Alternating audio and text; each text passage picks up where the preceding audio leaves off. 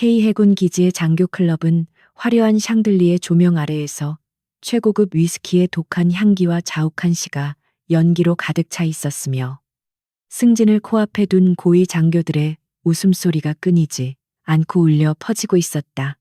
창밖으로 보이는 검은 바다는 폭풍 전야처럼 고요했지만 실내는 인간의 끝없는 욕망과 허세가 뒤섞인 소음으로 진동하고 있었고 그 중심에는 이번 정기 인사이동의 최대 수혜자인 박진석 대령이 거만하게 다리를 꼬고 앉아 있었다.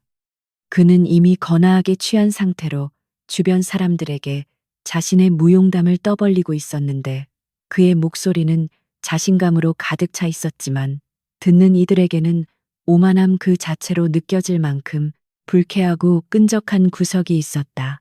박진석은 손에 든 크리스털 잔을 흔들며 자신이 곧 달게 될 제독의 별에 대해 이야기하고 있었고 주위에는 그의 권력에 기생하려는 아첨꾼들이 파리떼처럼 몰려들어 연신 고개를 끄덕이고 있었다. 그는 이번 주말에 있을 취임식을 통해 드디어 장성의 반열에 오르게 될 예정이었으며 이 사실은 그의 어깨에 잔뜩 힘을 실어주고 목을 뻣뻣하게 만들었다. 수년 동안 비열한 수단으로 경쟁자들을 짓밟고 올라온 그는 이 순간이 영원할 것이라 믿어 의심치 않았고 자신의 눈앞에 있는 모든 것이 마치 자신의 소유물인 양 착각하고 있었다. 그의 주변을 둘러싼 장교들은 대부분 박진석의 라인을 타고 진급을 노리는 자들이었으며 그들은 박진석의 썰렁한 농담에도 과장되게 웃음을 터뜨리며 분위기를 맞추느라 여념이 없었다. 그들은 박진석이 부하들의 공을 가로채거나 군수 물자를 빼돌려 사리사욕을 채운다는 사실을 알고 있었지만 권력의 단맛 앞에서는 도덕성 따위는 아무런 문제가 되지 않았다. 박진석은 그런 그들의 비굴한 태도를 즐기며 자신의 잔이 비어있을 틈을 주지 않고 술을 채우게 했고 밤은 점점 깊어가며 타락의 냄새를 짙게 풍기고 있었다. 소란스러운 연회장의 가장 구석진 테이블에는 검은색 정장을 단정하게 차려입은 한 여성이 조용히 탄산수를 마시고 있었는데 그녀가 바로 대한민국 해군 특수전 전단 역사상 최연소 여성 제독인 이소윤이었다. 그녀는 공식적인 행사가 시작되기 전 잠시 분위기를 파악하고 새롭게 부임할 기지의 현황을 살피기 위해 신분을 숨긴 채 사복 차림으로 참석한 상태였다. 화장기 없는 수수한 얼굴과 앳된 외모 덕분에 누구도 그녀를 고위 장교라고 생각하지 못했고 심지어 갓 입사한 민간 행정원 정도로 여기는 눈치였다. 이소윤은 시끄러운 음악 소리 속에서도 냉철한 눈빛으로 장내를 훑어보며 군 기강이 해이해진 현장을 묵묵히 관찰하고 있었는데 그녀의 눈에 비친 장교 클럽의 모습은 실망 그 자체였다. 국가 안보를 책임져야 할 지휘관들이 술과 향락에 빠져 정신을 차리지 못하는 모습은 그녀가 전장에서 목숨을 걸고 지켜온 가치들을 모독하는 행위나 다름없었다. 그녀는 테이블 아래로 주먹을 꽉 쥐었지만 겉으로는 감정을 드러내지 않은 채 차분하게 상황을 주시하며 특히 가장 시끄럽게 떠들고 있는 박진석 대령을 예의주시했다. 취기가 머리끝까지 오른 박진석의 시선이 우연히 구석에 홀로 앉아있는 이소윤에게 머물렀고 그는 그녀의 단아한 외모를 보자마자 입가에 비릿한 미소를 띠며 비틀거리는 걸음으로 다가갔다. 그는 소윤을 새로 부임한 말단 행정장교나 파티를 돕기 위해 임시로 고용된 아르바이트생 정도로 착각하고 있었으며 자신의 지위를 이용해 가벼운 장난을 쳐도 무방하다고 판단했다. 주변의 아첨꾼들은 대령의 돌발 행동을 말리기는커녕 흥미롭다는 듯 킬킬거리며 그의 뒤를 따랐고 이소윤은 자신에게 다가오는 거대한 그림자를 느끼며 천천히 고개를 들었다. 박진석은 마시던 위스키 병을 소윤의 테이블 위에 거칠게 내려놓으며 몸을 숙였고 알코올 냄새가 진동하는 거친 숨을 내뱉으며 그녀의 얼굴을 빤히 쳐다보았다. 그는 거만한 목소리로 아가씨가 술 한잔 따라 보면 내가 기분이 좋아져서 이 함대 전체를 너에게 줄 수도 있다며 낄낄거렸고 뒤따라온 부하들도 박장대소하며 분위기를 띄웠다. 그것은 명백한 성희롱이자 군인으로서의 품위를 바닥에 내팽개치는 저질스러운 언사였지만 그 누구도 제지하지 않았고 클럽 안의 시선은 순식간에 두 사람에게 집중되었다. 이소유는 모욕적인 언사에도 불구하고 눈 하나 깜짝하지 않은 채 박진석의 가슴에 달린 명찰을 차갑게 응시했는데 그곳에는 박진석이라는 이름 세 글자가 선명하게 박혀 있었다. 그녀는 정보국에서 보내온 보고서에서만 보던 부패와 오만의 상징을 직접 마주하게 되자 실망감을 넘어선 서늘한 분노가 가슴 깊은 곳에서 끓어오르는 것을 느꼈다. 하지만 소유는 감정을 즉시 드러내는 하수가 아니었기에 표정의 변화 없이 침착하게 앉아 있었고 그녀의 고요함은 오히려 폭풍 전야의 바다처럼 섬뜩한 기운을 풍기기 시작했다. 박진석은 그녀가 자신의 말에 즉각적으로 반응하지 않고 빤히 쳐다보기만 하자 자존심이 상했는지 미간을 찌푸리며 다시 한번 술병을 테이블에 쾅하고 내리찍었다. 그는 네가 지금 누구 앞이라고 그렇게 뻣뻣하게 구느냐며 당장 일어나서 공손하게 술을 따르지 않으면 내일 당장 해고될 수도 있다고 으름장을 놓았다.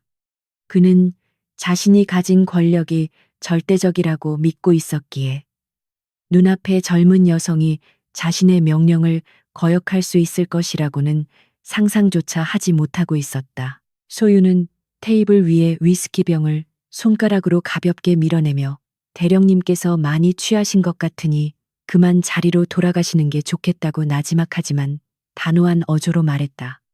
그녀의 목소리는 크지 않았지만 소란스러운 클럽의 공기를 가를 만큼 뚜렷한 힘이 실려 있었고 예상치 못한 거절을 당한 박진석의 얼굴은 순식간에 붉게 달아올랐다.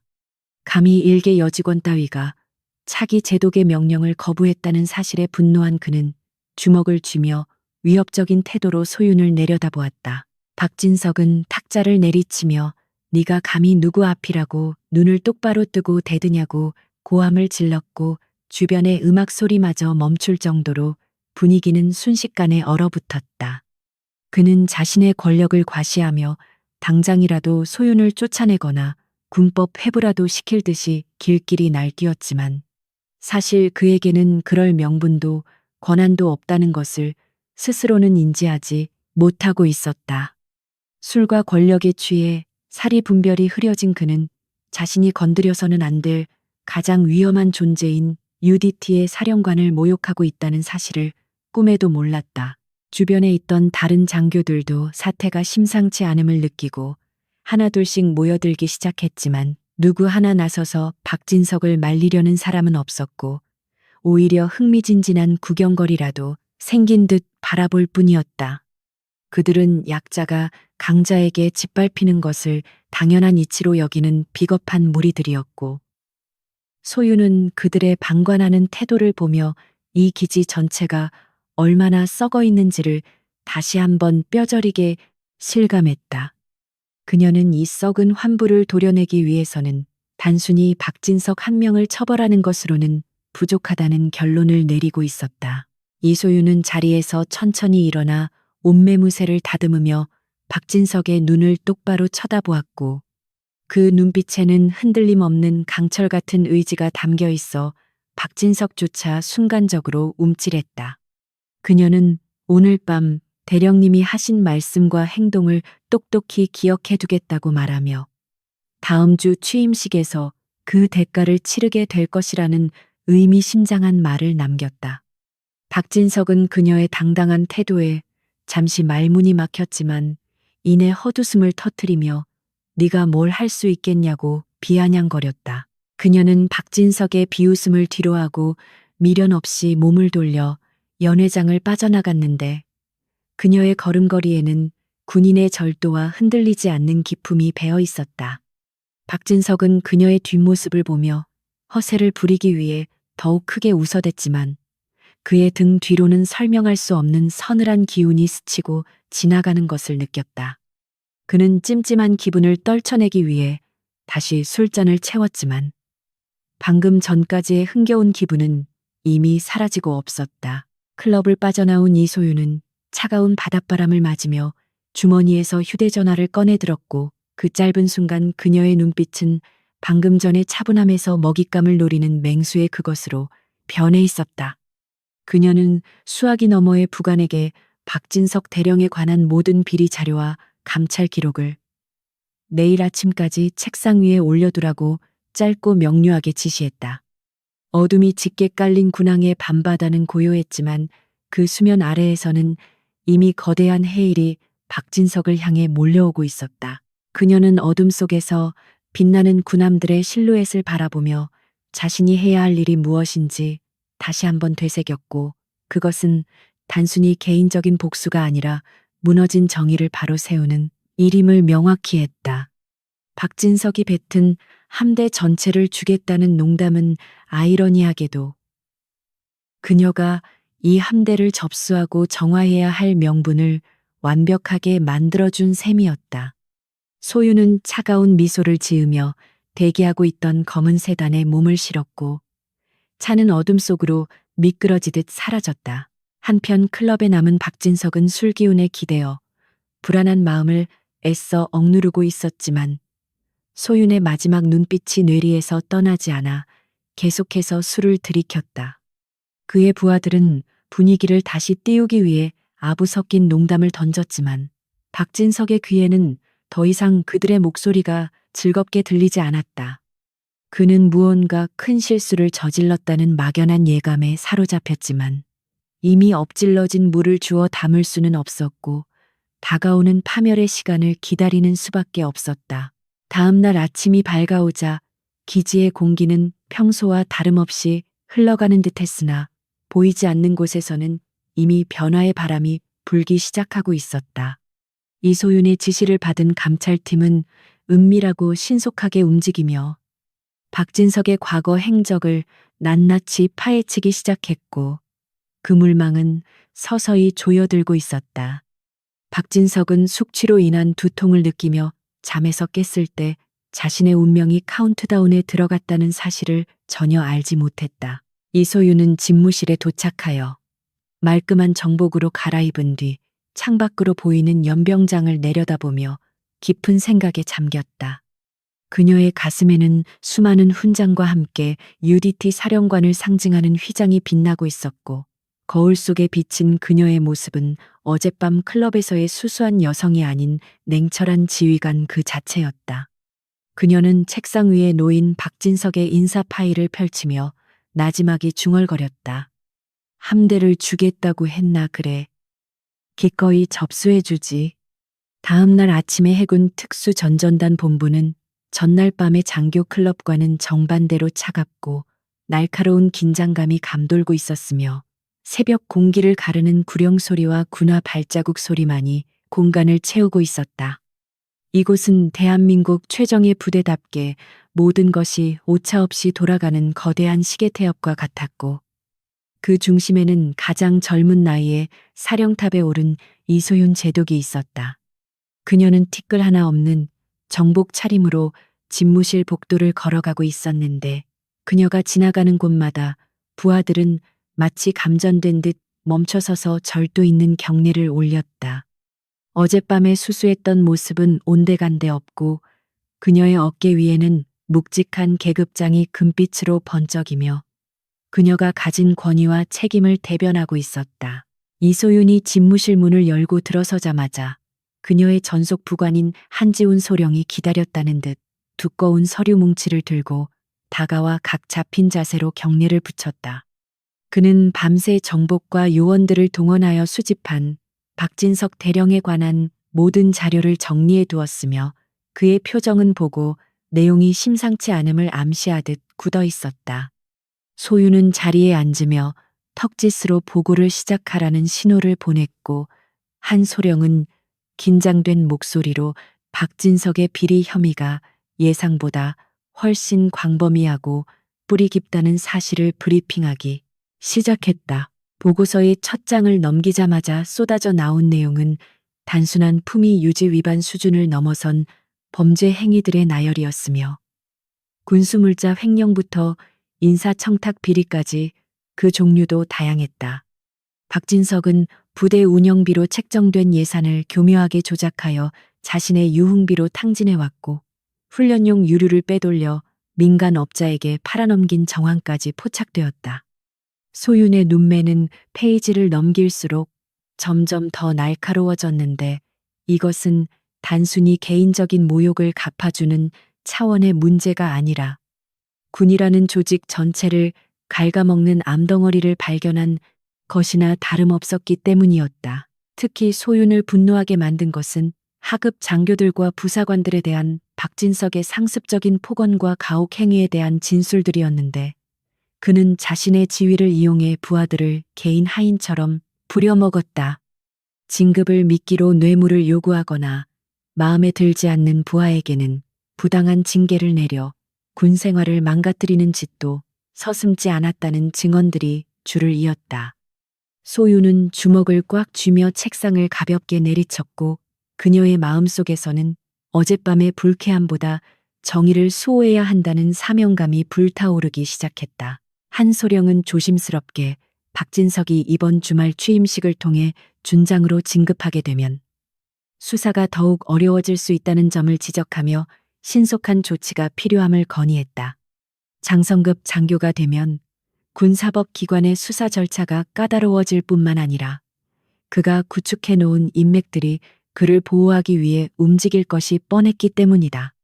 소유는 잠시 창밖을 응시하며 생각에 잠겼는데 그녀는 단순히 그를 법대로 처벌하는 것만으로는 부족하다고 판단했다. 그가 그토록 자랑스러워하는 권력의 정점에서 가장 비참하게 끌어내려야만 그와 같은 자들에게 확실한 경고가 될 것이었다. 한편 숙취로 인해 늦은 아침을 맞이한 박진석 대령은 지끈거리는 머리를 감싸 쥐며 관사 침대에서 일어났는데 어젯밤의 기억이 드문드문 끊겨 있었다. 그는 자신이 클럽에서 누군가에게 호기를 부렸던 것은 기억했지만 상대가 누구였는지 정확히 떠오르지 않았고 그저 술김에 흔히 있는 해프닝 정도로 치부해버렸다. 그는 냉장고에서 찬물을 꺼내 마시며 거울을 보았고 며칠 뒤면 어깨에 별을 달게 될 자신의 모습을 상상하며 흐뭇한 미소를 지었다. 그때 박진석의 휴대전화가 울렸고 발신자는 그의 신복이자 온갖 뒤처리를 도맡아 하는 최대위였는데 목소리가 다급했다. 최대위는 기지 내에 감찰반이 떴다는 소문이 돌고 있으며 분위기가 심상치 않다는 정보를 전했지만 박진석은 코웃음을 치며 대수롭지 않게 여겼다. 그는 자신이 곧 제독이 될 몸인데 누가 감히 자신의 뒤를 캐겠냐며 오히려 최대위가 너무 예민하게 구는 것이라고 핀잔을 주었다. 박진석의 오만함은 이미 눈과 귀를 멀게 하여 다가오는 파멸의 징조를 전혀 감지하지 못하게 만들고 있었다. 이소윤은 다시 집무실로 돌아와 한소령에게 추가적인 지시를 내렸는데 그것은 박진석의 비리를 입증할 결정적인 물증을 확보하기 위한 특수 작전이었다. 그녀는 박진석이 빼돌린 자금이 흘러들어가는 비밀 계좌와 그와 결탁한 민간 업자들의 장부를 확보하라고 명령했고 UDT 정보팀의 최정예 요원들이 즉각 투입되었다. 소유는 이 모든 과정이 철저하게 비밀리에 진행되어야 함을 강조하며 박진석이 취임식 당일까지 자신이 안전하다고 착각하게 만들어야 한다고 덧붙였다. 그녀는 자리에서 일어나 벽에 걸린 함대 배치도를 바라보며 손가락으로 박진석이 지휘하고 있는 구축함의 위치를 짚었는데 그곳은 겉으로는 평온해 보이지만 안으로는 썩어 문드러진 곳이었다. 소유는 직접 그곳을 확인해야겠다는 결심을 굳혔고 이번에는 신분을 숨긴 채 민간 감찰관 위장 신분으로 잠입하여 내부의 실상을 낱낱이 파악하기로 계획했다. 어젯밤의 만남이 우연이었다면 이번 방문은 철저하게 계산된 필연이 될 것이며 사냥꾼이 덫을 놓으러 가는 길이었다. 박진석은 오후가 되자 제복을 갖춰 입고 사령부로 출근했는데 마주치는 사람마다 그에게 미리 축하 인사를 건네느라 바빴고 그는 그 상황을 만끽했다. 그는 자신의 집무실에 앉아 결제 서류들의 대충 서명을 휘갈기며 이번 주말에 있을 파티 명단을 점검하고 있었는데 그 명단에는 자신의 권력을 과시할 수 있는 유력 인사들의 이름이 빼곡했다. 그는 어젯밤 클럽에서 보았던 당돌한 여자의 얼굴이 문득 떠올랐지만 곧 고개를 저으며 잊어버리기로 했고, 감히 자신에게 대든 여자가 누구였든 간에 이제는 상관없는 일이라고 생각했다. 하지만 박진석이 모르는 사이 그의 집무실 밖에서는 이미 보이지 않는 그림자들이 움직이고 있었으며 그의 통신 기록과 이메일은 실시간으로 감청되고 있었다. 이소윤의 정보팀은 박진석이 뇌물을 수수했던 날짜와 장소, 그리고 금액까지 정확하게 파악해 나가고 있었고, 이 모든 정보는 실시간으로 소윤의 태블릿 PC로 전송되었다. 그녀는 화면에 뜨는 데이터들을 보며 차가운 미소를 지었고, 이 정도면 그를 군법 회부는 물론 사회적으로 매장시키기에도 충분한 양이었다.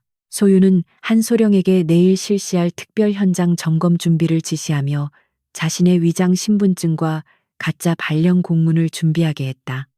그녀는 국방부 직속의 민간 자문위원 자격으로 박진석의 함대를 방문할 예정이었으며, 이는 박진석이 가장 껄끄러워하면서도 겉으로는 예우를 갖춰야 하는 애매한 위치였다. 이 완벽한 위장은 박진석의 경계심을 허물고 그의 본색을 다시 한번 끌어낼 수 있는 최고의 미끼가 될 것이 분명했다. 저녁이 되자 해군은 다시 어둠에 잠겼고 바다 위에는 정박한 함정들의 불빛만이 별처럼 떠 있었지만 그 불빛 아래에서는 각기 다른 욕망들이 꿈틀거리고 있었다. 박진석은 퇴근 후 또다시 고급 요정으로 향해 승진 축하 파티를 즐길 계획을 세우고 있었고, 반면 이소윤은 늦은 밤까지 작전실에 남아 치밀하게 그물을 짜고 있었다. 두 사람의 대조적인 밤은 앞으로 다가올 운명의 충돌을 예고하며 긴장감을 고조시켰다. 이소윤은 작전실에 불을 끄고 나오며 밤하늘을 올려다보았는데 그녀의 마음은 그 어느 때보다 차분하게 가라앉아 있었고, 목표물에 대한 조주는 이미 끝난 상태였다. 그녀는 어릴 적부터 바다는 거짓말을 하지 않는다고 배웠으며 죄를 지은 자는 반드시 그 대가를 치르게 된다는 믿음을 가지고 있었다. 박진석이라는 오염원을 제거하고 함대를 정화하는 것은 그녀가 제독으로서, 그리고 한 명의 군인으로서 반드시 완수해야 할 임무였다. 다음 날 아침 소윤은 평소의 군복 대신 세련된 정장 차림으로 변신했고 머리 스타일과 화장법까지 바꾸어 어젯밤과는 또 다른 이미지를 연출했다. 그녀는 거울 속에 비친 자신의 모습을 점검하며 완벽한 연기를 다짐했고 이제 호랑이 굴로 직접 들어갈 준비를 마쳤다. 그녀가 탑승한 검은색 관용차가 박진석의 부대가 있는 항구를 향해 출발하자 엔진 소리가 마치 전투의 시작을 알리는 북소리처럼 웅장하게 울려 퍼졌다. 항구 입구에 도착한 소윤은 검문소를 통과하며 창밖으로 보이는 박진석 부대의 풍경을 훑어보았는데 곳곳에서 기강회의의 징후들이 포착되었다. 보초들의 자세는 흐트러져 있었고 장비들은 제대로 정돈되지 않은 채 방치되어 있어 지휘관의 무능함이 여실히 드러났다. 그녀는 선글라스 너머로 날카로운 눈빛을 빛내며 차문을 열고 내렸고 이제 곧 시작될 연극의 막이 오르는 순간이었다. 박진석은 본부로부터 갑작스러운 민간 자문위원회 방문 통보를 받고 짜증 섞인 표정으로 영접 준비를 하고 있었는데 그는 이 방문이 단순한 형식적인 절차일 것이라고 생각했다. 그는 부관들에게 대충 청소나 해두라고 지시하며 자신은 사무실에서 커피나 마시고 있었고 곧 닥칠 재앙을 전혀 짐작하지 못했다. 소윤의 구두굽 소리가 복도를 울리며 점점 가까워지고 있었고 그것은 박진석의 운명을 심판하러 오는 저승사자의 발소리와도 같았다. 검은색 세단이 위병소를 통과하여 부대 연병장으로 들어서는 순간 이소윤은 차창 밖으로 보이는 풍경에 미간을 찌푸리지 않을 수 없었는데 그것은 예상보다 훨씬 심각한 기강, 회의의 현장이었다. 정문을 지키는 헌병들은 근무 중임에도 불구하고 자세가 흐트러져 있었고 방문 차량에 대한 검문 검색 절차 또한 형식적으로 이루어지고 있어 보안에 치명적인 구멍이 뚫려 있음을 보여주었다. 그녀는 선글라스 뒤에 숨겨진 눈으로 이 모든 상황을 꼼꼼하게 스캔하며 기억 속에 저장했고 부대 곳곳에 쌓여 있는 정리되지 않은 자재들과 녹슨 철조망은 지휘관의 무관심을 여실히 증명하고 있었다. 차에서 내린 이소유는 말끔한 정장 차림의 서류 가방을 든 민간 전문가의 모습으로 위장하고 있었지만 그녀의 걸음걸이에는 숨길 수 없는 군인의 절도와 힘이 실려 있었다. 본부 건물 현관 앞에는 박진석 대령이 귀찮다는 표정을 숨기지 못한 채 마지못해 나와 있었는데 그는 소윤을 보자마자 위아래로 훑어보며 묘한 비웃음을 흘렸다. 그는 국방부에서 보낸 자문위원이라기에 나이 지긋한 교수를 예상했으나 젊고 아름다운 여성이 나타나자 그녀를 전문성이 결여된 낙하산 인사 정도로 단정짓고는 긴장을 풀고 거만하게 악수를 청했다. 박진석은 악수를 나누는 손에 불필요하게 힘을 주며 국방부도 참 할 일이 없는 모양이라며 이런 일선 부대에 아가씨 같은 분을 보내다니 현장 분위기를 너무 모르는 것 같다고 빈정거렸다.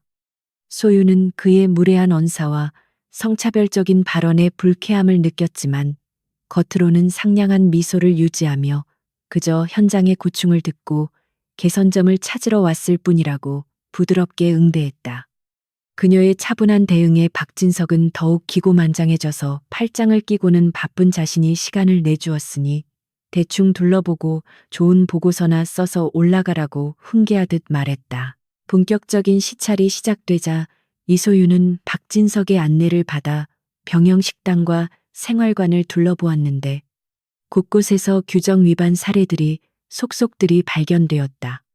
식당의 위생 상태는 불량하기 짝이 없었고 병사들에게 지급되는 식자재는 장부에 적힌 것보다 훨씬 질이 떨어지는 저급품들로 채워져 있어 그 차액이 어디로 흘러갔는지 짐작하게 했다. 소윤이 냉동 창고의 온도가 규정보다 높은 것을 지적하며 식중독의 위험성을 언급하자 박진석은 군인들이 그 정도 균에는 끄떡없다며 말도 안 되는 논리로 상황을 무마하려 들었다. 생활관 복도를 지나갈 때 마주치는 병사들의 눈빛은 생기가 없었고 지휘관인 박진석을 보자 경례를 하긴 했지만 그 속에는 존경심 대신 두려움과 경멸이 섞여 있었다. 박진석은 병사들이 지나갈 때마다 복장이 불량하다거나 경례 소리가 작다는 둥 트집을 잡아 고성을 질렀고 병사들은 죄인처럼 고개를 숙인 채 그의 폭언을 듣고 있어야만 했다. 소유는 이 광경을 지켜보며 주먹을 꽉 쥐었는데 조국을 지키기 위해 청춘을 바친 젊은이들을 개인의 화풀이 대상으로 삼는 그의 태도는 지휘관으로서의 자격 미달을 넘어선 인격적 결함이었다. 그들은 부두로 이동하여 박진석이 지휘하는 주력 구축함에 올랐는데 배의 갑판 곳곳에는 녹이 슬어 있었고 중요 장비들이 덮개도 없이 해풍에 노출되어 방치되어 있었다. 이소윤이 함포의 정비 상태가 불량하여 유사시 작동불능이 우려된다고 전문적인 용어를 사용하여 지적하자 박진석의 표정이 일순간 굳어졌다. 그는 민간인이 뭘 안다고 떠드냐며 기계는 원래 기름칠만 하면 돌아가는 법이고 서류상으로는 아무 문제가 없으니 꼬치꼬치 캐묻지 말라고 신경질적인 반응을 보였다. 소유는 박진석이 당황하는 기색을 놓치지 않고 더욱 집요하게 파고들었는데 그녀는 엔진실의 유지보수 기록부를 요구하며 최근 교체했다는 부품들의 일련 번호를 확인하겠다고 나섰다. 박진석은 당황하며 보안구역이라 외부인에게는 공개할 수 없다는 핑계를 댔지만 소유는 국방부 장관의 직인이 찍힌 시찰 허가서를 내밀며 물러서지 않았다. 땀을 흘리기 시작한 박진석은 부관에게 눈짓을 보내며 급하게 상황을 모면하려 했고 소유는 이미 그가 부품 교체 비용을 횡령하고 폐기 직전에 부품을 그대로 사용하고 있음을 확신했다. 함교로 올라온 두 사람 사이에는 팽팽한 긴장감이 감돌고 있었는데 박진석은 자신의 치부가 드러날까 전전긍긍하면서도 여전히 소윤을 얕잡아보고 회유를 시도했다. 그는 은근슬쩍 소윤의 어깨에 손을 올리려 하며 보고서만 잘 써주면 자신이 서울에 올라갈 때 근사한 저녁을 대접하겠다고 능글맞게 속삭였다. 소윤은 그의 손을 자연스럽게 피하며 한 걸음 물러섰고 차가운 눈빛으로 공적인 업무 중에 사적인 제안은 삼가 달라고 단호하게 선을 그었다. 그때 갑판에서 작업을 하던 수병 한 명이 실수로 페인트통을 엎질러 갑판을 더럽히는 사고가 발생했고 이를 본 박진석은 벼락같이 화를 내며 달려나갔다. 그는 수병의 정강이를 군화발로 걷어차며 입에 담지 못할 욕설을 퍼부었고 겁에 질린 수병은 바닥에 엎드려 죄송하다는 말만 반복하며 벌벌 떨었다. 이소윤은 더 이상 참지 못하고 박진석의 앞을 가로막으며 지금 뭐 하는 짓이냐고 소리쳤는데 그녀의 목소리에는 그동안 억눌러왔던 제독으로서의 위엄이 실려 있었다. 박진석은 감히 민간인이 자신의 교육 방식에 끼어든다며 분노에 찬 눈으로 소윤을 노려보았고 여자는 부엌이나 지키면 되지 신성한 군대에 와서 설친다고 막말을 쏟아냈다. 소윤은 그의 멱살을 잡고 싶은 충동을 간신히 억누르며 폭력은 정당한 훈육이 아니며 이는 명백한 인권 침해라고 조목조목 반박했다. 주변의 병사들은 숨을 죽인 채 두 사람의 대립을 지켜보고 있었고 그들의 눈에는 처음으로 자신들을 위해 대신 싸워주는 낯선 방문자에 대한 경이로움이 서려 있었다. 상황이 불리하게 돌아가자 박진석은 씩씩거리며 사무실로 돌아가자고 소리쳤고 소윤은 넘어진 수병을 일으켜 세우며 다친 곳은 없는지 살피고 손수건을 건넸다. 수병은 눈물을 글썽이며 고맙다는 인사를 건넸고 소윤은 따뜻한 눈빛으로 그를 안심시키며 반드시 상황이 나아질 것이라는 무언의 약속을 남겼다. 이 짧은 순간은 병사들에게 작은 희망의 불씨를 심어주었고 소윤에게는 박진석을 반드시 심판해야 할 또 하나의 강력한 동기를 부여했다. 박진석의 집무실로 돌아온 후 그는 불쾌한 심기를 감추지 않고 소파에 거만하게 앉아 담배를 피워 물며 소윤에게 연기를 내뿜었다. 그는 당신 같은 책상 물림들이 현장을 망치고 있다며 자신이 얼마나 대단한 업적을 세웠는지 늘어놓기 시작했는데 그것은 모두 조작된 거짓말들에 불과했다. 소윤은 그의 헛소리를 묵묵히 들으며 가방 속에 숨겨둔 녹음기가 모든 대화를 기록하고 있음을 확인했고 그의 자백과도 같은 망언들은 법정에서 그를 다참할 결정적인 증거가 되고 있었다. 시찰이 끝나갈 무렵 박진석은 책상 서랍에서 두툼한 봉투를 꺼내 테이블 위에 올려놓으며 이것은 교통비 명목이니 받고 조용히 돌아가 달라는 노골적인 뇌물 공세를 펼쳤다. 그는 세상 물정 모르는 것 같아서 한 수 가르쳐 주는 것이라며 좋은 게 좋은 거 아니겠냐고 비열하게 웃었다. 이소윤은 봉투를 쳐다보며 경멸 섞인 미소를 지었고 봉투를 집어드는 대신 자신의 명함을 꺼내 그 위에 올려놓으며 돈으로 명예를 살 수는 없다고 차갑게 쏘아붙였다. 소윤이 집무실을 나서려 하자 박진석은 뒤통수에 대고 나를 적으로 돌리면 후회하게 될 것이라며 어설픈 협박을 날렸지만 그녀는 뒤도 돌아보지 않고 문을 열었다. 그녀가 나가자마자 박진석은 홧김에 재떨이를 집어 던지며 욕설을 퍼부었지만 이미 주사위는 던져졌고 그의 운명은 돌이킬 수 없는 파국을 향해 치닫고 있었다. 소윤은 복도를 걸어 나오며 건물 전체를 감싸고 있는 썩은 냄새를 뒤로하고 신선한 바깥 공기를 깊이 들이마셨다. 차에 오른 이소윤은 운전석의 한 소령에게 출발 신호를 보내며 선글라스를 벗고 피로한 눈을 잠시 감았다. 그녀의 머릿속에는 방금 목격한 병사들의 고통스러운 표정과 녹이 쓴 함정의 모습이 선명하게 남아 있었고 가슴 속에서는 뜨거운 분노가 용암처럼 끓어오르고 있었다. 그녀는 태블릿 PC를 켜고 오늘 수집한 증거 자료들을 정리하기 시작했고 파일의 이름은 박진석 대령 파면 및 구속 수사관으로 저장되었다. 부대를 빠져나오는 차 안에서 소윤은 창밖으로 멀어지는 박진석의 함대를 바라보며 나지막이 중얼거렸다. 기다려라. 당신이 그토록 자랑하던 그 제복을 내 손으로 벗겨줄 테니. 그녀의 목소리는 차가웠지만 그 어느 때보다 확신에 차 있었고 이제 사냥의 준비 단계는 모두 끝났으며 본격적인 덫을 놓을 차례가 다가오고 있었다. 그녀는 서울로 돌아가는 길에 다가올 취임식이 단순한 행사가 아니라 정의가 실현되는 처형장이 될 것임을 예고하는 시나리오를 머릿속으로 완성하고 있었다. 한편 박진석은 소윤이 떠난 후에도 분이 풀리지 않아 부하들에게 화풀이를 해대며 오늘 밤에도 술독에 빠질 준비를 하고 있었다.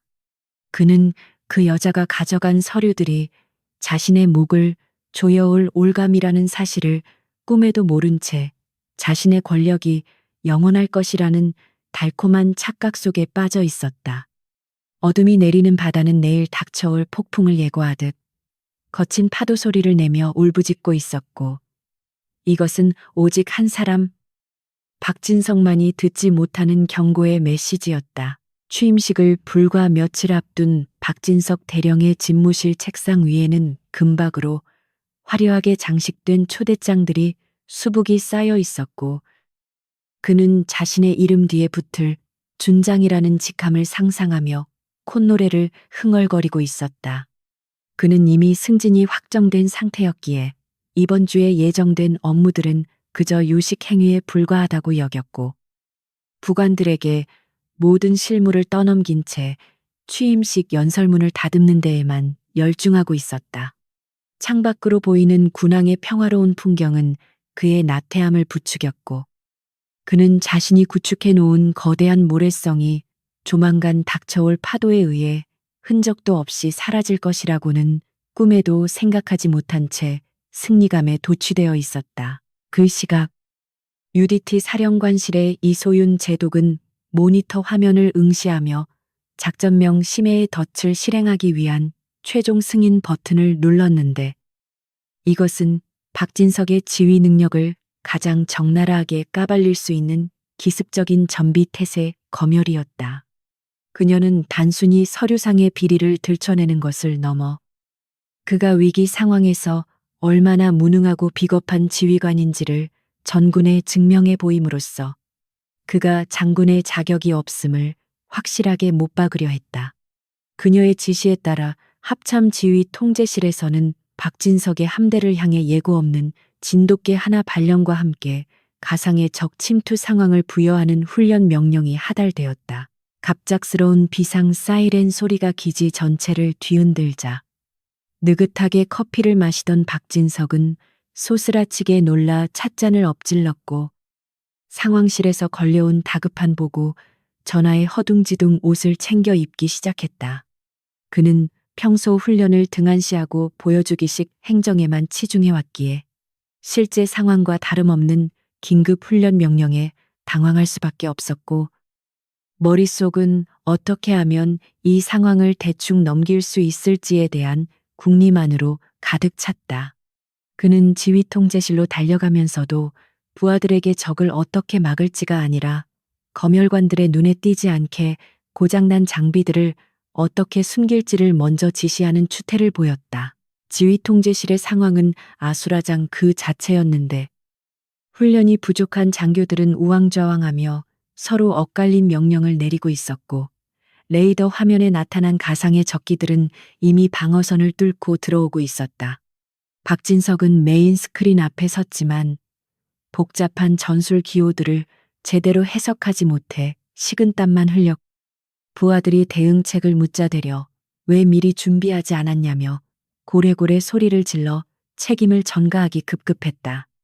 그의 목소리는 지휘관의 위험은커녕 겁에 질린 패배자의 비명에 가까웠고 이를 지켜보는 병사들의 눈에는 절망감이 깊게 드리워졌다. 이 모든 상황은 훈련 평가관으로 위장하여 현장에 투입된 이소윤의 직속 UDT 요원들에 의해 실시간으로 영상 채증되고 있었으며 박진석의 무능한 지휘와 폭언은 고스란히 기록되었다. 요원 중 한 명이 고의적으로 통신 장비의 결함을 보고하자 박진석은 그 장교의 정강이를 걷어차며 이 멍청한 놈들아. 내가 진급하는 마당에 재를 뿌릴 작정이냐 라고 폭언을 퍼부었다. 그는 국가의 안위보다 자신의 체면과 진급이 우선이라는 썩어빠진 사고방식을 적나라하게 드러냈고, 이 장면은 그가 군인으로서의 자격이 없음을 증명하는 가장 결정적인 증거가 되었다. 가상훈련 시나리오는 점점 더 극한으로 치달아 적의 특수부대가 본청 건물을 장악하는 상황까지 전개되었고, 박진석은 공포에 질려 지휘권을 포기한 채 자신의 집무실로 도망쳐 문을 걸어 잠그는 촌극을 벌였다. 그는 부하들이 가상의 적들과 교전하며 쓰러져가는 판정을 받는 동안 자신만 살겠다고 비밀 금고에 넣어둔 비자금 장부와 뇌물 리스트를 챙기느라 여념이 없었다. 밖에서 부관이 문을 두드리며 지시를 요청했지만 그는 없는 척 숨을 죽이고 있었고, 이는 지휘관이 전투 현장에서 부하를 버리고 도주한 것과 다름없는 명백한 적전 도주 행위였다. 훈련이 종료되고 상황이 해제되자 그제야 박진석은 흐트러진 옷매무새를 다듬으며 밖으로 나왔고, 마치 자신이 끝까지 지휘를 했던 것처럼 뻔뻔한 얼굴로 평가관들을 맞이했다. 그는 평가단장에게 다가가 땀을 닦아주며 우리 애들이 좀 서툴러서 그렇지 정신력 하나는 최고입니다. 오늘 일은 좋게 봐주십시오. 라고 너스레를 떨었다.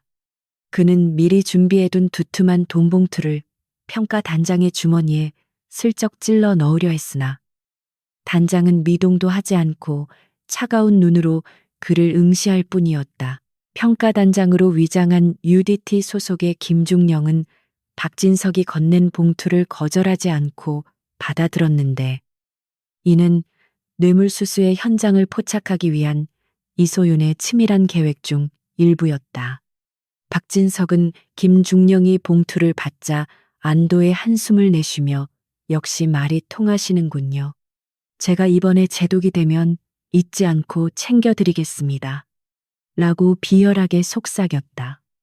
김중령은 짧게 고개를 끄덕이며 의미심장한 미소를 지었고, 박진석은 그 미소가 자신의 파멸을 예고하는 저승사자의 웃음이라는 것을 전혀 눈치채지 못했다. 이소윤은 본부 상황실에서 전송된 영상을 확인하며 박진석이 보여준 추악한 민낯의 치를 떨었는데, 특히 부하들을 버리고 숨어서 돈을 챙기는 모습은 인간으로서의 최소한의 도리마저 저버린 행동이었다. 그녀는 화면 속의 박진석을 향해 당신은 군복을 입을 자격이 없다. 내가 반드시 그 옷을 벗겨주마. 라고 나지막이 읊조렸다. 이제 그녀의 손에는 박진석의 횡령, 폭행, 근무태만, 그리고 뇌물 공여 시도까지 모든 범죄를 입증할 완벽한 증거들이 쥐어져 있었다. 그날 밤 박진석은 훈련을 무사히 넘겼다고 착각하고 측근들을 불러 모아 거하게 술판을 벌였는데, 그는 자신이 위기 대처 능력이 뛰어나서 상황을 모면했다고 큰소리쳤다. 그는 술잔을 높이 들고 다음 주면 이 어깨에 별이 달린다. 그때는 아무도 나를 건드리지 못해. 라고 외치며 광기 어린 웃음을 터뜨렸다. 하지만 그의 주변에 앉아있는 부하들조차 겉으로는 웃고 있었지만 속으로는 훈련 때 보여준 그의 비겁한 행동을 비웃고 있었고, 그 누구도 그에게 진심 어린 충성을 바치지 않고 있었다. 술자리가 무르익을 무렵 박진석의 휴대전화로 발신 번호 표시 제한의 문자 메시지가 한 통 도착했는데, 내용은 짧고 간결했다. 축하합니다. 하지만 바다는 모든 것을 기억하고 있습니다. 박진석은 취기 어린 눈으로 메시지를 쳐다보다가 누군가의 장난이라고 치부하며 휴대전화를 테이블 구석으로 던져버렸다. 그는 이 메시지가 며칠 전 클럽에서 만났던 그 당돌한 여자가 보낸 마지막 경고장이라는 사실을 알지 못한 채 다가오는 파멸의 시간을 향해 스스로 걸어 들어가고 있었다. 다음 날부터 기지 내에는 박진석에 대한 흉흉한 소문이 돌기 시작했는데, 감찰팀이 다녀갔다느니 훈련 결과가 엉망이라느니 하는 이야기들이 병사들 사이에서 은밀하게 퍼져나갔다. 하지만 박진석은 귀와 눈을 닫은 채 오로지 취임식 준비에만 몰두하며 양복점에 들러 제독 정복을 맞추고 리셉션 음식을 시식하러 다니는 등 사치스러운 행보를 이어갔다. 그는 마치 브레이크가 고장난 기관차처럼 낭떠러지를 향해 전속력으로 질주하고 있었고, 그 끝에 무엇이 기다리고 있는지 전혀 예상하지 못했다. 이소유는 취임식 당일 사용할 프레젠테이션 자료를 최종 점검하고 있었는데, 그 파일 안에는 박진석의 화려한 범죄 이력이 타임라인별로 정리되어 있었고, 결정적인 영상 증거들이 포함되어 있었다. 그녀는 이 자료가 공개되는 순간 식장이 아수라장이 될 것을 예상하며 씁쓸한 미소를 지었지만, 썩은 살을 도려내기 위해서는 반드시 겪어야 할 고통이라고 생각했다. 그녀는 책상 한편에 놓인 정복을 바라보며 결의를 다졌고, 이번 주말은 대한민국 해군 역사상 가장 충격적이고도 통쾌한 날로 기록될 것이었다. 취임식을 이틀 앞둔 밤, 박진석은 잠자리에서 기이한 악몽을 꾸었는데, 자신이 바다 한가운데에 빠져 허우적거리는데 아무도 구해주지 않고 모두가 자신을 내려다보며 비웃는 꿈이었다. 그는 식은땀을 흘리며 깨어났지만 그저 취임식을 앞둔 긴장감 때문이라고 스스로를 위로하며 다시 잠을 청하려 했었다. 하지만 창밖에서 들려오는 파도 소리가 마치 너의 죄를 알고 있다라고 속삭이는 것 같아 그는 밤새 뒤척이며 불안에 떨어야만 했다. 이제 모든 무대는 준비되었고 배우들도 각자의 위치에 섰으며 오만한 선장과 그를 심판하려는 바다의 여신 사이에 마지막 대결만이 남아 있었다. 이소유는 창밖의 여명을 바라보며 폭풍 전의 고요함을 즐겼고, 박진석은 다가오는 태풍의 눈 속에서 헛된 꿈을 꾸고 있었다. 운명의 시계추는 멈추지 않고 흘러가며 두 사람을 약속된 장소. 바로 그 화려한 취임식장으로 이끌고 있었다.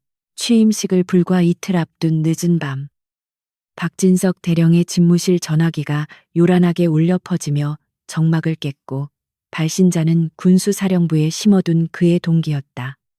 수화기 너머의 목소리는 다급하게 떨리고 있었는데, 며칠 전 다녀간 민간 감찰관이 단순한 조사가 아니라 박진석의 비밀 장부를 정밀 타격하고 있다는 정보를 전해왔다.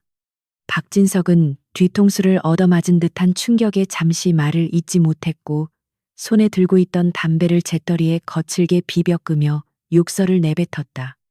그는 그 여자가 단순히 깐깐한 공무원인 줄 알았지, 자신의 목숨줄을 쥐고 흔들 저승사자일 것이라고는 상상도 하지 못했던 것이다. 박진석은 끓어오르는 분노와 밀려오는 공포를 동시에 느끼며 넥타이를 거칠게 풀어헤쳤고, 좁은 집무실 안을 맹수처럼 서성거리기 시작했다. 그는 이대로 가만히 당하고만 있을 수는 없다고 판단했고, 돈이면 해결되지 않는 일이 없다는 그의 비뚤어진 신념을 다시 한번 믿어보기로 했다.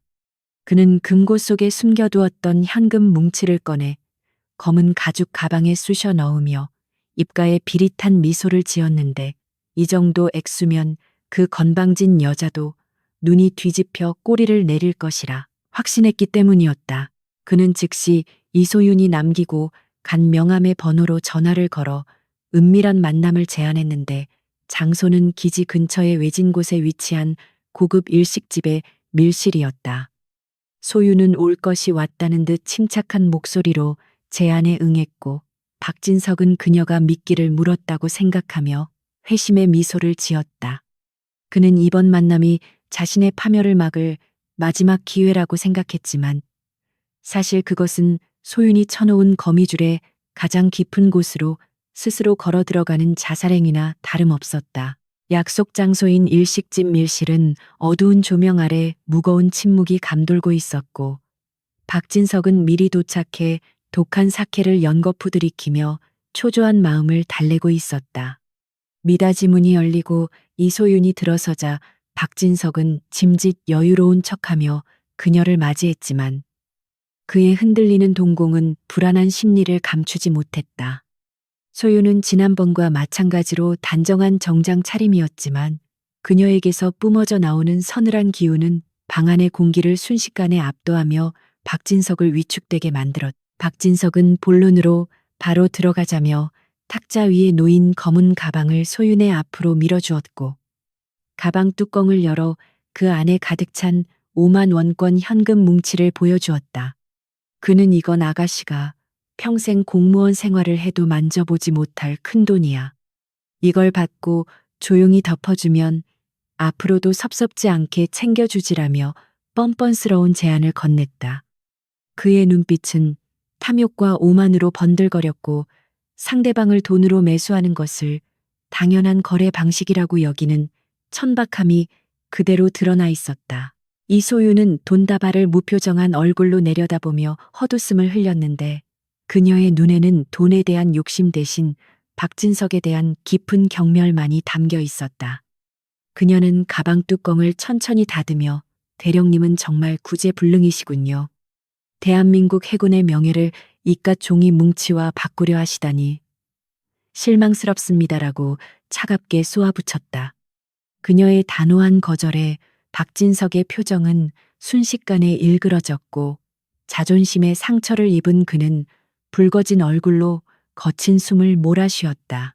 협상이 결렬되자 박진석은 본색을 드러내며 탁자를 주먹으로 내리쳤고 네가 감히 누구 제안을 거절해. 내가 누군지 알아. 내일 모레면 나는 제독이 될 몸이야. 라고 고래고래 소리를 질러댔다. 그는 자리에서 벌떡 일어나 위협적인 자세를 취하며 너 하나쯤 사회적으로 매장시키는 건 일도 아니야. 쥐도 새도 모르게 없애버릴 수도 있어라며 입에 담지 못할 협박을 퍼부었다. 이것은 궁지에 몰린 쥐가 고양이를 물려는 최후의 발악이었지만 소윤에게는 그저 하찮은 소음으로밖에 들리지 않았다. 소윤은 박진석의 위협에도 눈 하나 깜짝하지 않고 자리에 앉은 채 그를 올려다보며 지난번 클럽에서는 함대 전체를 주시겠다고 호언장담하시더니 오늘은 겨우 이 정도 푼돈으로 퉁치시려는 겁니까? 라고 비꼬았다. 박진석은 그 말에 순간 멈칫하며 며칠 전 클럽에서의 일을 떠올리려 애썼지만 여전히 눈앞의 여자가 그때 그 사람이라는 것만 알 뿐 그녀의 진짜 정체는 짐작조차 하지 못했다. 그는 그저 그녀가 자신의 말실수를 꼬투리 잡아 협박한다고 생각하며 더욱 분통을 터뜨렸다. 이소윤은 자리에서 천천히 일어나 박진석에게 한 걸음 다가갔는데 그녀의 눈빛은 마치 심해 깊은 곳에서 먹잇감을 노려보는 상어처럼 차갑고 날카로웠다. 그녀는 이것이 당신에게 주는 마지막 기회였습니다. 스스로 옷을 벗고 죗값을 치른다면 적어도 불명예스러운 꼴은 면하게 해주려 했건만 당신은 그 기회마저 발로 차버렸군요. 라고 나지막이 경고했다. 그녀의 목소리에는 거부할 수 없는 위압감이 실려 있어 박진석은 자신도 모르게 뒷걸음질을 쳤다.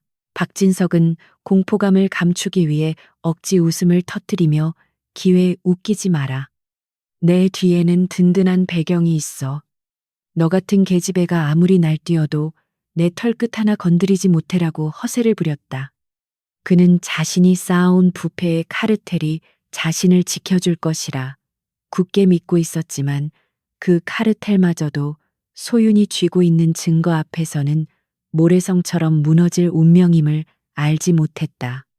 그는 스스로 파멸의 구렁텅이로 뛰어들며 돌아올 수 없는 강을 건너고 말았다.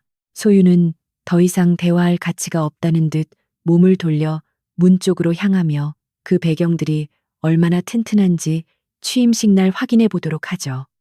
기대하셔도 좋습니다라는 마지막 말을 남겼다. 그녀가 미닫이 문을 열고 나가자 방 안에는 박진석의 거친 숨소리와 돈 가방만이 덩그러니 남겨졌고 그는 분노를 참지 못하고 술병을 벽에 집어 던져 산산조각을 냈다. 깨진 술병 파편과 흩어진 술은 마치 박진석의 산산조각 날 미래를 예고하는 듯 바닥을 어지럽게 적셨다.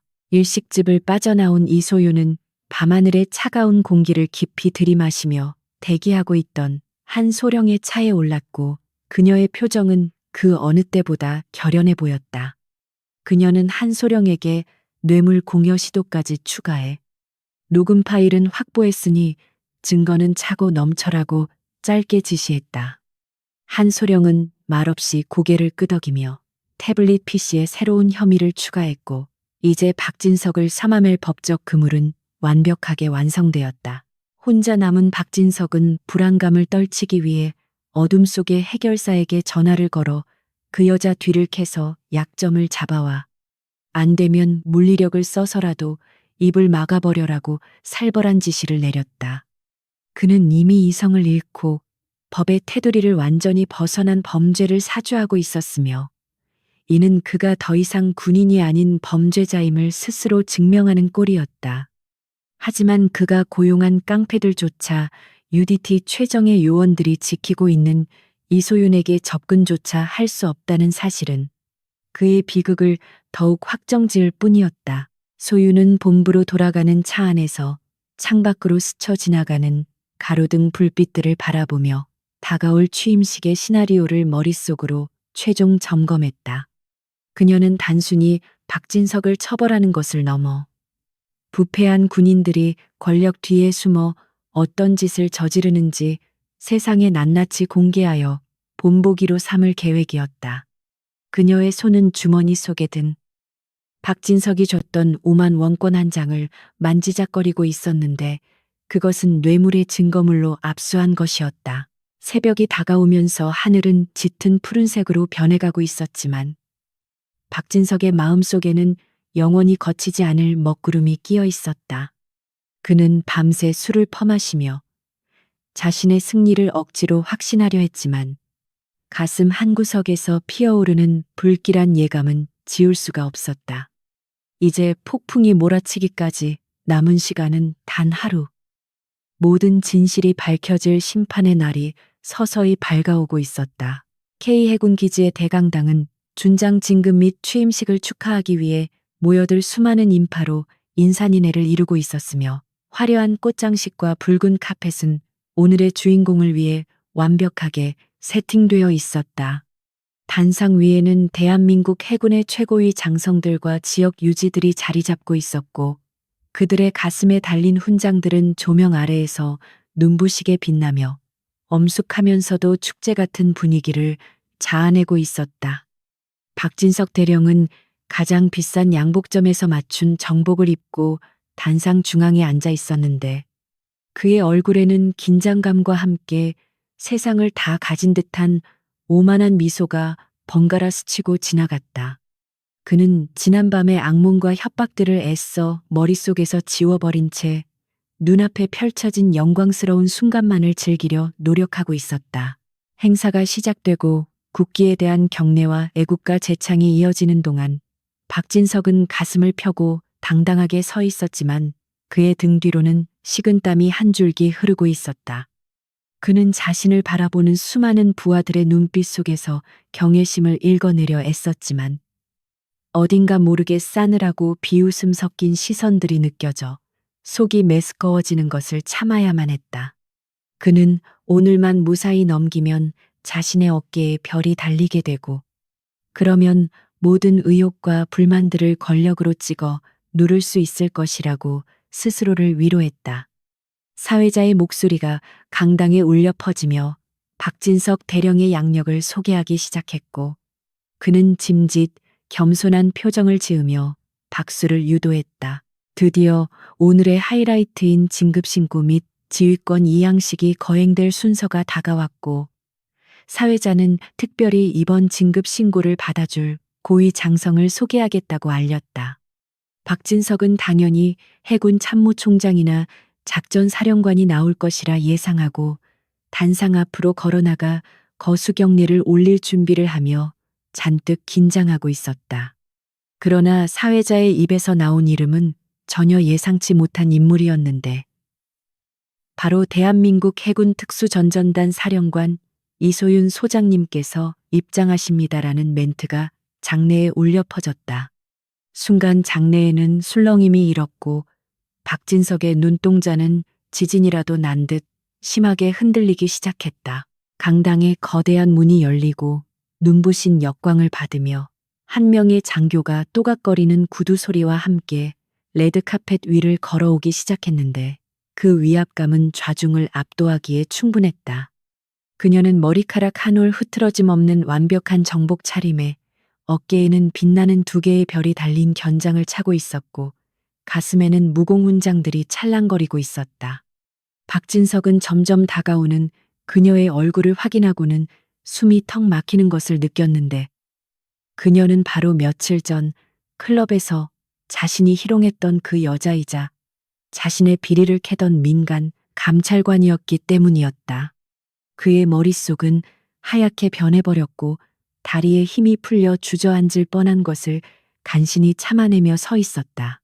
이소윤 제독은 단상 중앙에 올라 박진석의 바로 앞에 섰는데 그녀의 표정은 시베리아의 바람처럼 차가웠고 눈빛은 죄인을 심판하는 재판관의 그것과 같았다.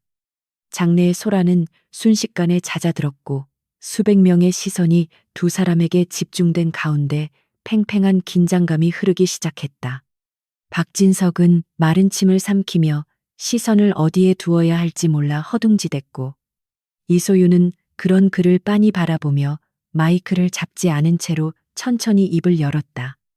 그녀의 입가에는 조소 섞인 미소가 걸려 있었는데 그것은 박진석이 가장 두려워하던 파멸의 신호탄이었다. 소윤은 단상 위에 놓인 마이크를 잡고 박진석에게만 들릴 듯한 나직한 목소리가 아닌 강당 전체에 울려 퍼지는 또렷한 목소리로 박대령, 취임 축하드립니다. 그런데 술은 준비되었습니까? 라고 물었다. 영문을 모르는 청중들은 어리둥절한 표정을 지었고 박진석은 사색이 되어 그녀를 말리려는 듯 손을 뻗었지만 이미 늦은 상태였다. 소유는 며칠 전 그가 자신에게 했던 말을 그대로 돌려주며 술이나 몇 잔 따라보지 그래. 그럼 이 함대 전체를 너에게 줄 테니까 하하하라고 박진석의 톤과 억양까지 완벽하게 흉내 내어 말했다. 그녀의 이 충격적인 발언은 장내를 순식간에 얼어붙게 만들었고 사람들은 귀를 의심하며 웅성거리기 시작했다. 그 순간 단상 뒤에 설치된 거대한 대형 스크린의 화면이 바뀌며 며칠 전 장교 클럽 CCTV 영상이 재생되기 시작했는데 화질은 선명했고 음질 또한 또렷했다. 영상 속의 박진석은 술에 취해 비틀거리며 사복 차림의 이소윤에게 추태를 부리고 있었고 방금 소윤이 읊었던 그 대사를 토시 하나 틀리지 않고 내뱉고 있었다. 점잖은 척 앉아있던 장성들은 경악을 금치 못했고 가족들과 함께 참석한 박진석의 아내는 충격에 입을 틀어막았다. 박진석은 저거 당장 꺼라고 비명을 지르며 스크린을 향해 달려들었지만 그의 발악은 더욱 처참한 꼴을 보일 뿐이었다. 영상은 거기서 멈추지 않고 화면이 전환되며 박진석이 부하들을 구타하는 장면과 훈련 도중 집무실로 도망쳐 돈을 챙기는 모습이 적나라하게 공개되었다. 헌병대에서 채증한 뇌물수수 현장 사진들과 이중 장부의 내역들이 파노라마처럼 흘러가자 장내는 분노와 야유의 도가니로 변해버렸다. 박진석은 얼굴이 시뻘개져서 이건 조작이야, 딥페이크라고, 다 나를 음해하려는 음모야 라고 고래고래 소리를 질렀지만 그의 목소리는 이미 신뢰를 잃은 지 오래였다. 그가 그토록 자랑스러워했던 권위와 명예는 순식간에 바닥으로 추락하여 산산조각이 나버렸다. 이소윤은 당황하여 어쩔 줄 모르는 박진석을 향해 다시 마이크를 잡고 이것이 당신이 지휘하겠다던 함대의 실상입니다. 당신은 군인이 아니라 제복을 입은 도둑일 뿐입니다. 라고 일갈했다. 그녀의 목소리에는 서리빨 같은 분노가 서려 있었고 그 힘에 눌린 박진석은 아무런 반박도 하지 못한 채 털썩 주저앉고 말았다. 청중석에 있던 하급 장교들과 부사관들은 그동안 쌓였던 체증이 내려가는 듯한 통쾌함을 느끼며 주먹을 불끈 쥐었고 정의가 실현되는 순간을 목격하며 전율했다. 소유는 품에서 미리 준비해 온 파면 명령서를 꺼내어 박진석의 눈앞에 펼쳐 보였는데 그 문서에는 국방부 장관의 직인이 선명하게 찍혀 있었다. 그녀는 박진석 대령, 귀관은 횡령, 폭행, 뇌물수수, 그리고 상관 모욕 및 품위 유지 위반 혐의로 이 시각부로 보직 해임과 동시에 군 검찰에 긴급 체포됩니다라고 선고했다. 대기하고 있던 헌병들이 단상 위로 뛰어 올라와 박진석의 양팔을 결박했고 그는 짐승처럼 울부짖으며 발버둥 쳤지만 건장한 헌병들의 힘을 당해낼 수는 없었다. 박진석은 끌려가면서도 내가 누군지 알아. 내가 너희들 다 죽여버릴 거야. 이건 무효야. 라고 악을 썼지만 그 모습은 처량하기 그지없었다. 이소유는 그에게 다가가 그의 정복 어깨에 달려있던 대령 계급장을 거칠게 뜯어내며 이 계급장은 국가와 국민을 위해 헌신하는 자만이 달 수 있는 것입니다. 당신 같은 쓰레기에게는 과분한 물건이죠라고 차갑게 말했다. 뜯겨나가는 계급장과 함께 박진석의 마지막 자존심도 무너져 내렸고 그는 절망적인 눈빛으로 소윤을 올려다보았다. 헌병들에게 질질 끌려나가는 박진석의 모습은 취임식장에 모인 모든 이들에게 충격과 교훈을 동시에 안겨주었으며 그가 사라진 뒤에도 장내에는 무거운 침묵이 감돌았다.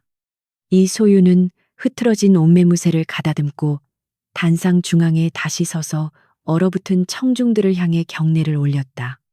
그녀는 오늘 우리는 부끄러운 치부를 도려냈습니다. 하지만 이것은 우리 해군이 다시 태어나기 위한 진통이라고 생각해 주십시오. 라고 진심을 담아 호소했다. 그녀의 연설이 이어지자 처음에는 당황해하던 사람들도 하나둘씩 고개를 끄덕이기 시작했고 곧이어 우레와 같은 박수 소리가 강당을 가득 채웠다. 그것은 단순히 이소윤 개인에 대한 찬사가 아니라 정의를 바로 세운 용기에 대한 경의의 표시였으며 썩은 권력에 대한 승리의 함성이었다. 단상 아래에 있던 부하 장교들은 눈물을 글썽이며 그녀를 바라보았고 그들의 눈빛 속에는 새로운 리더에 대한 무한한 신뢰가 싹트고 있었다. 이소유는 박수갈채를 받으며 단상을 내려왔지만 그녀의 표정은 여전히 담담했고 흥분하지 않았으며 오직 해야 할 일을 마쳤다는 안도감만이 감돌았다. 그녀는 복도로 나와 창밖을 바라보았는데 항구의 정박한 군함들이 햇살을 받아 반짝이고 있었고 바다는 그 어느 때보다 푸르고 맑아 보였다. 박진석이 뱉었던 함대를 주겠다는 말은 비록 농담이었지만 결과적으로 그녀는 썩은 부분을 도려내고 진짜 함대를 되찾아온 셈이 되었다. 한편 헌병대 호송차에 실린 박진석은 철창 너머로 멀어지는 기지를 바라보며 하염없이 눈물을 흘렸지만 그것은 반성의 눈물이 아니라 자신의 신세를 한탄하는 억울함의 눈물일 뿐이었다. 그는 자신이 어디서부터 잘못되었는지조차 깨닫지 못한 채 차가운 유치장으로 향하고 있었고 그의 화려했던 군 생활은 가장 비참한 방식으로 마침표를 찍게 되었다. 그의 몰락은 입 한 번 잘못 놀린 대가치고는 가혹해 보일지 모르지만 그가 저지른 수많은 죄악에 비하면 오히려 늦은 감이 있는 심판이었다. 소윤의 부관인 한소령이 다가와 제동님, 작전 성공적으로 마무리되었습니다. 이제 어떻게 하시겠습니까? 라고 물었고 그녀는 엷은 미소를 지으며 대답했다. 밀린 업무가 산더미야. 함대를 대청소했으니 이제 다시 항해를 시작해야지. 그녀는 발걸음을 옮겨 사령부로 향했고 그녀의 뒤를 따르는 부하들의 발걸음 또한 그 어느 때보다 힘차고 경쾌했다. 폭풍이 지나간 바다는 다시 고요를 되찾았지만 그 깊은 물 속에는 정이라는 새로운 조류가 흐르기 시작했다.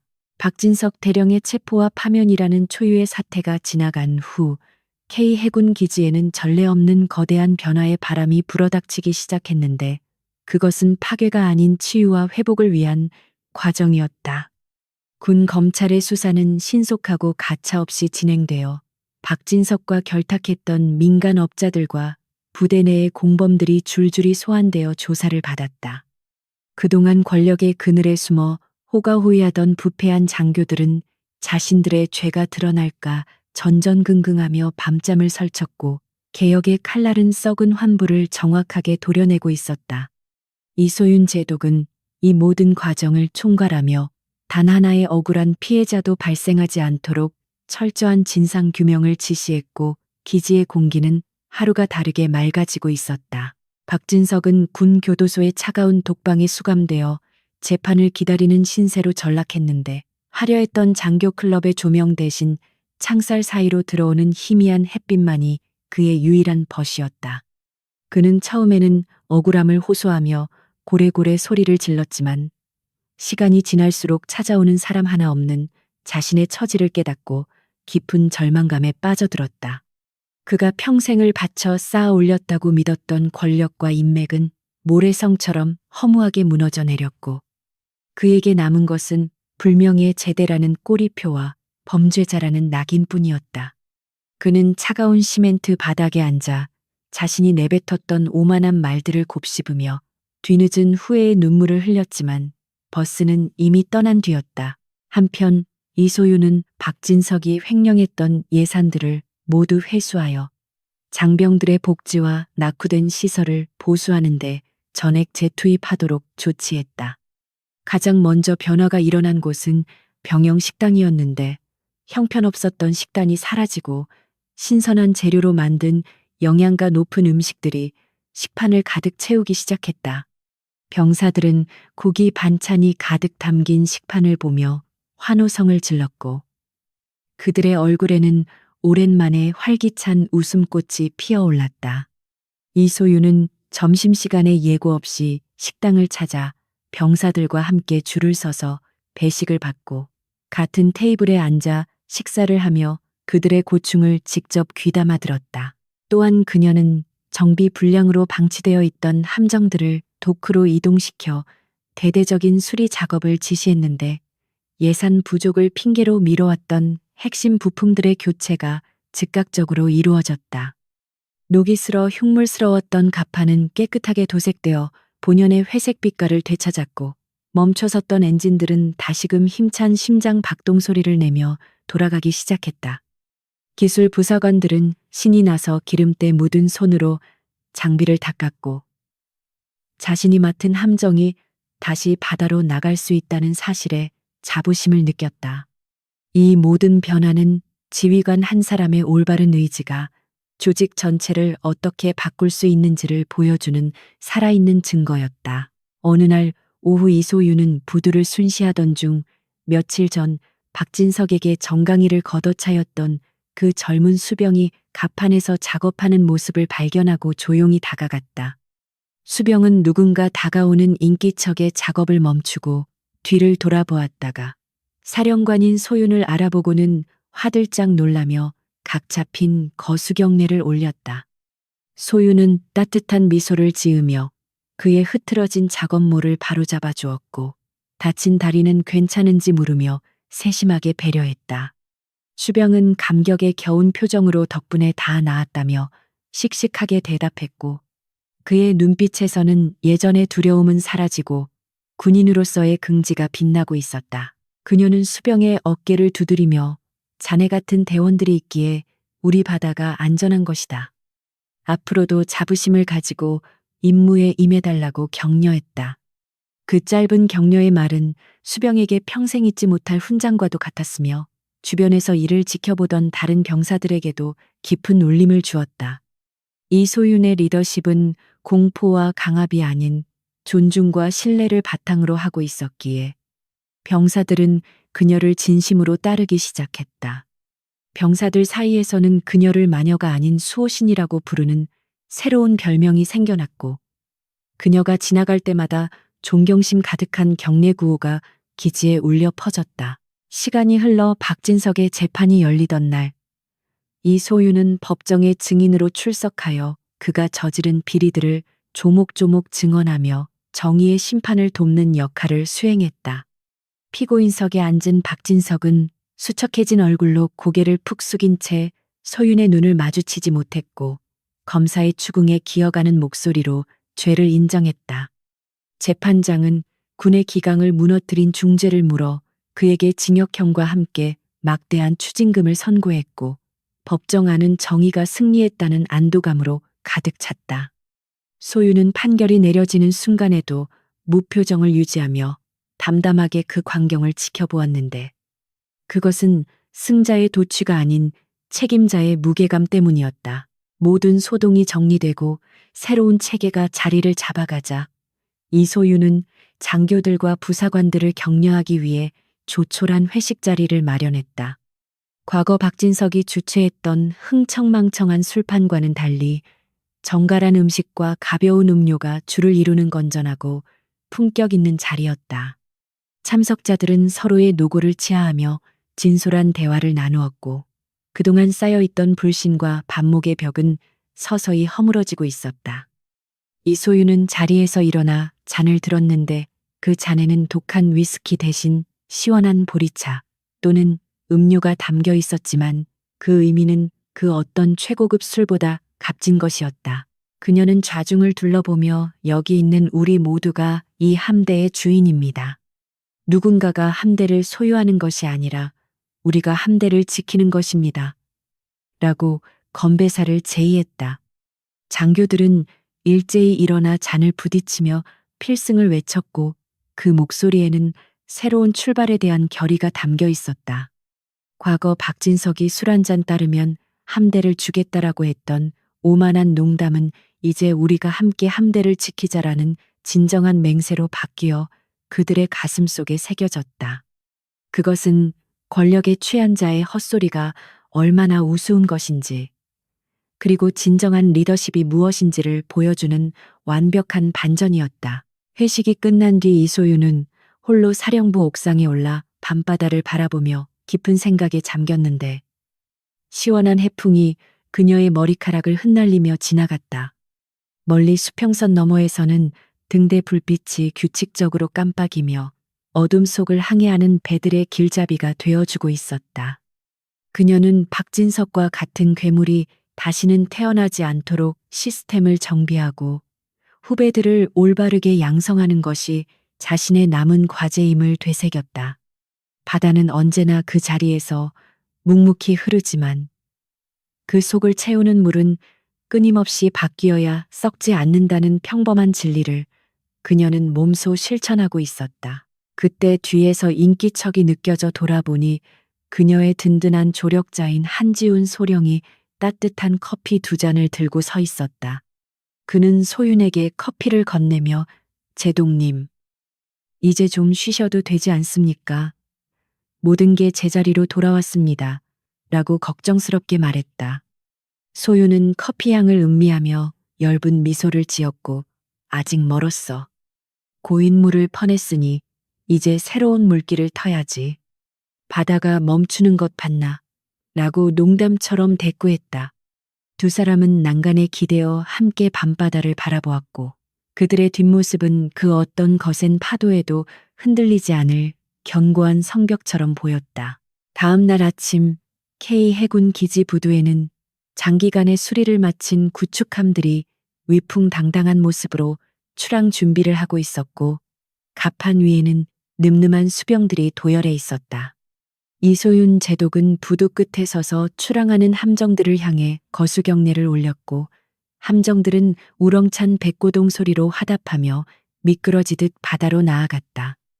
하얀 물살을 가르며 전진하는 군함들의 모습은 대한민국 해군의 밝은 미래를 상징하는 듯했고 그 선두에는 보이지 않는 깃발처럼 이소윤의 신념이 펄럭이고 있었다. 그녀는 멀어지는 함대를 바라보며 지난날 박진석이 했던 함대 전체가 내 것이 될 것이다라는 말을 다시 한번 떠올렸고 피식 웃음을 터뜨렸다. 그 말은 틀렸다. 함대는 그녀의 소유물이 아니라 그녀가 목숨을 걸고 지켜야 할 조국 그 자체였으며 그녀는 기꺼이 그 무거운 짐을 짊어질 준비가 되어 있었다.